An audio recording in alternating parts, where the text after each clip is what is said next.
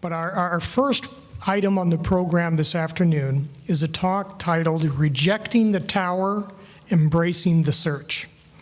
And our presenters are my dear friend, Dr. Christina Butler. Dr. Butler was a professor of library and information services at Ohio Dominican University for 17 years, and later was the director of the Martin de Porres Center, a place for spirituality, interfaith dialogue, and the arts, sponsored by the Dominican Sisters of Peace. Dr. Butler is also an associate of the Dominican Sisters of Peace. But I and many others in the Columbus community know her for her dedicated community service to nonprofit organizations, and in particular to programs fostering interfaith understanding. Dr. Butler is the past president of the Interfaith Association of Central Ohio, the current president of the Horizon Prison Initiative, and is also the interfaith liaison on the board of directors of the Spirituality Network. We are so pleased to have Dr. Butler here today to share some words of wisdom with us and also to provide you with information on an upcoming event that will be hosted by the Spirituality Network and that is also co-sponsored by the Lahore Ahmadiyya Islamic Society. So I call Dr. Butler to the podium.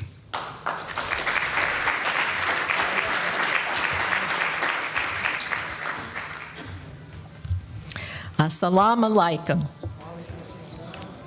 Now I'm going to climb down from my metaphorical donkey, that would be my ego, to present to you after being so inspired by all of the presentations this morning. So we will see what happens. I'm really honored and happy to be with you today and grateful to my friend Fazil for inviting me to speak for a few minutes as a representative of the Spirituality Network Board. Last week, someone who's been affiliated with the network for a long time said to me, "How did you come to be on the board?" And it was a straightforward question, but I tried not to take offense, and I responded without thinking, well, they got me when they asked me to serve as interfaith liaison, because I knew they had an intention to expand the outreach of the network from its traditionally Christian base to include other faith traditions. And it's taken the board a couple of years to understand what that means, to add an interfaith dimension to its offerings and activities. Now, we've just had lunch, and someone earlier said to me, maybe I should have you all stand up and do jumping jacks or something, because we all might want to take a nap. So I thought, well, before I go too far into network details, I'd start with a story, but it's not funny like Fazil's stories. We should have talked about what kind of stories we were going to tell. This one is a story that I read recently in a wonderful book by an author some of you in the room will recognize, and that is Joan Chittister, who is a Benedictine sister who has written somewhere between 35 and 45 books. This one I'm telling you the story from is from a book called Between the Dark and the Daylight, Embracing the Contradictions of Life. When she was 7 years old, in second grade, Joan heard a story from the Hebrew scriptures that shocked her as a child.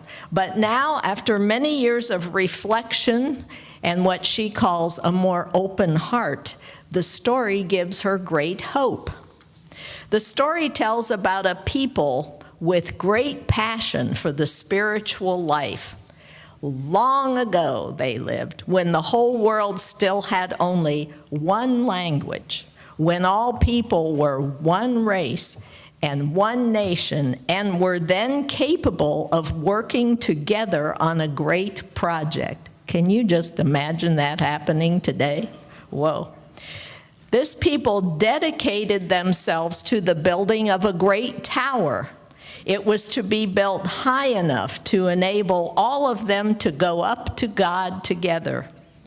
In second grade, young Joan thought this was a mighty trick, impressed by that kind of spiritual effort. But then, as the story goes, God looked down, saw them all at work, and instead of being pleased by their plan, God was deeply disturbed at the sight of it.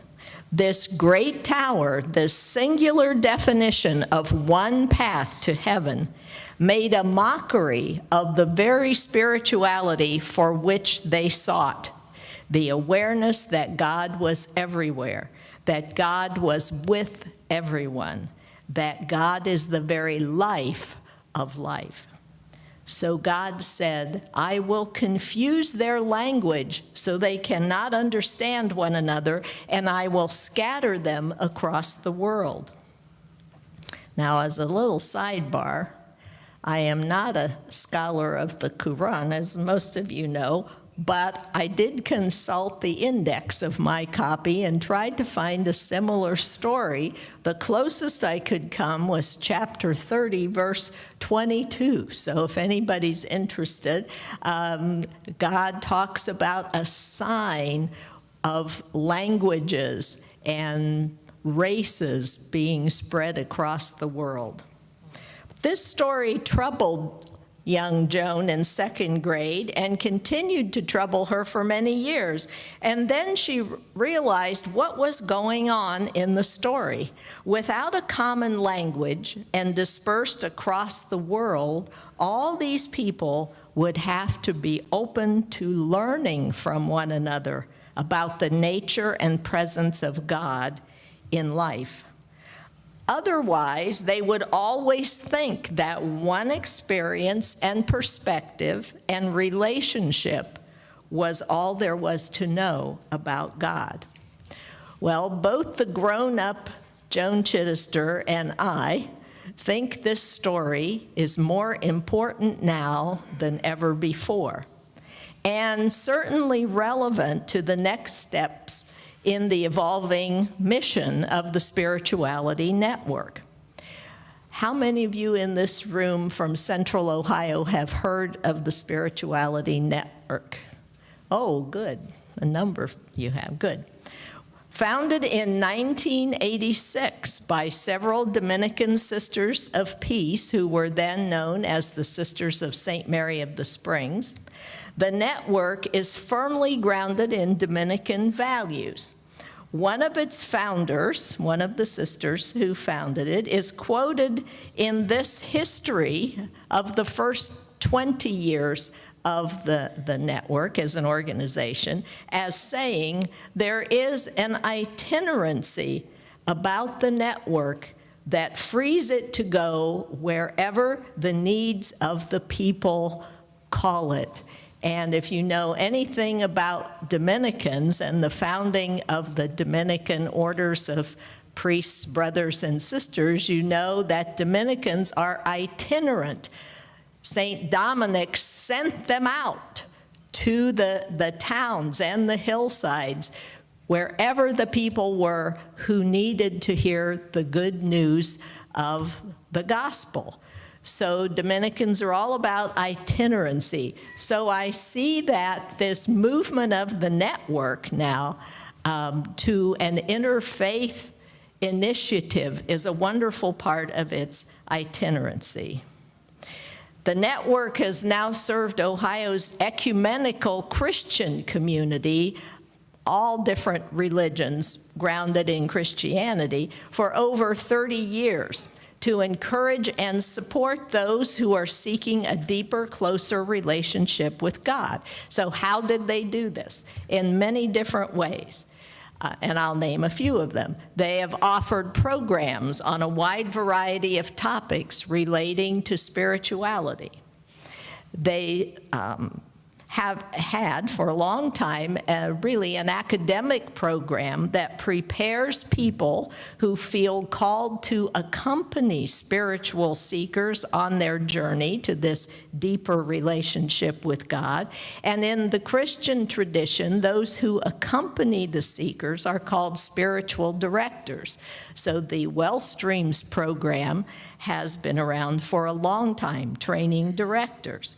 They have sponsored a safe environment for inviting poor and marginalized women into a listening circle with volunteers who value and respect them for who they are. And that has been called the Women to Women program.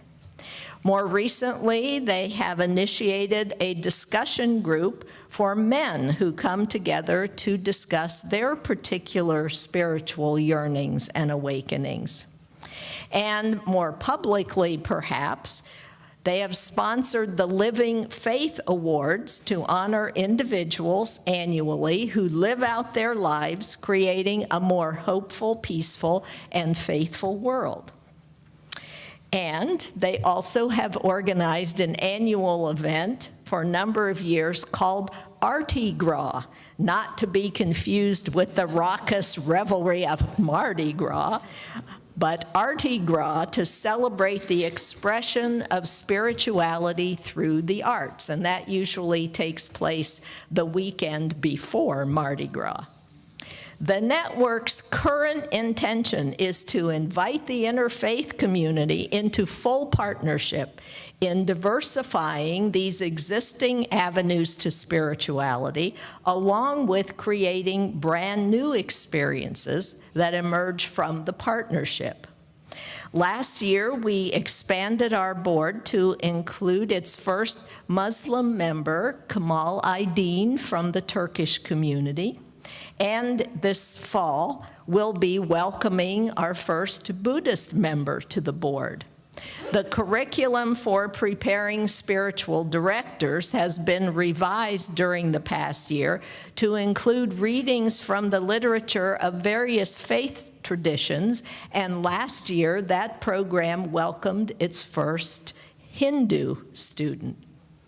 Our next step that Fazil alluded to is to offer a special event in collaboration with our host today, the Lahore Ahmadiyya Islamic Society, an event called Exploring the Sacred in the Islamic Tradition. And you have some small half sheets in the center of your table to serve as a save the date little card sheet for you to take home, because it's not happening until November 17th.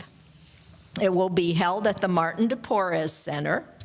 The planning committee has included Fazil, Kamal, whom I've mentioned, Nimet Alpay, who was here earlier, Barbara Anderson is here from SAIL, Safe Alliance for Interfaith Leaders, and other people on the committee include Renee Warmack-Keels, who is the current director of the Spirituality Network, Sarah Ward, who's the president, and myself.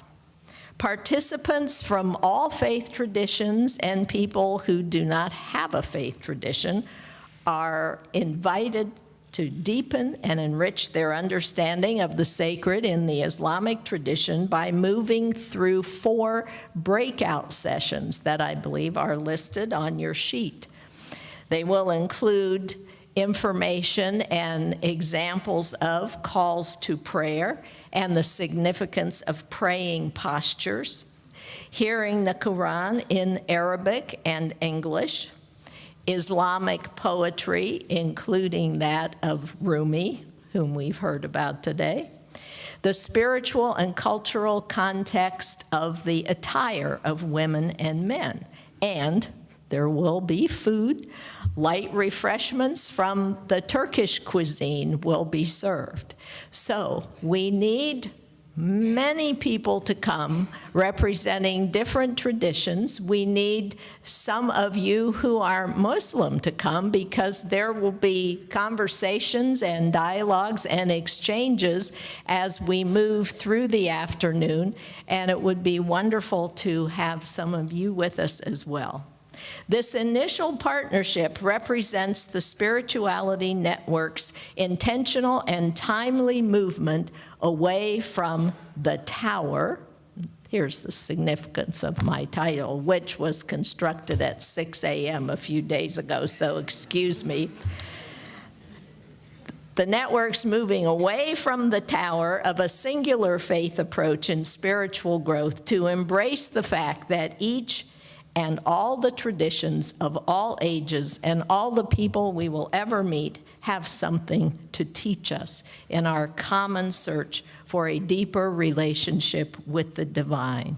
So we invite you to please join us in support of this new interfaith effort. Thank you very much.